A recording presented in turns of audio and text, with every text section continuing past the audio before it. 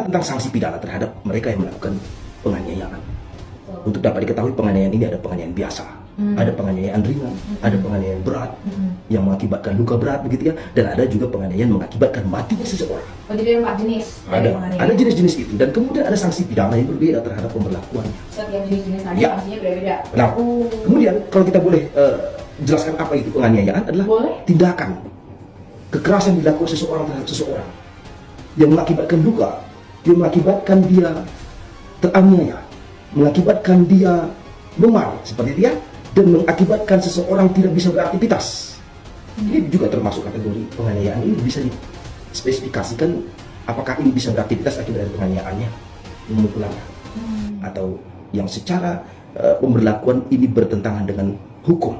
Kenapa dikunci dengan ada bertentangan dengan hukum? Karena bisa saja tindakan yang dilakukan seseorang terhadap seseorang yang mengakibatkan luka belum tentu saja dia melakukan perbuatan melawan hukum. Oh gitu. Contohnya apa tuh? seorang dokter ketika dia menyuntik atau dia melakukan operasi tindakan medis yang sebelumnya sudah ada persetujuan dari si pasien ataupun dari keluarga pasien, apakah itu kategori dari penganiayaan? Kan tidak. Dia kan mengakibatkan luka. Bisa saja dia mengakibatkan memar dan lain-lain. Dan ini tidak bertentangan dengan hukum. Ya, yang bertentangan dengan hukum di sini adalah maksud dengan dia melakukan sewenang-wenang, menindas seseorang yang mengakibatkan dia luka, ya, baik mengakibatkan memar, dan apakah dia akibat perbuatannya ini seorang itu luka berat, mati, atau hanya penganiayaan biasa. Penganiayaan biasa ini bisa saja mungkin dia melakukan penamparan, tetapi tidak mengakibatkan dia memar, tidak mengakibatkan dia luka berat.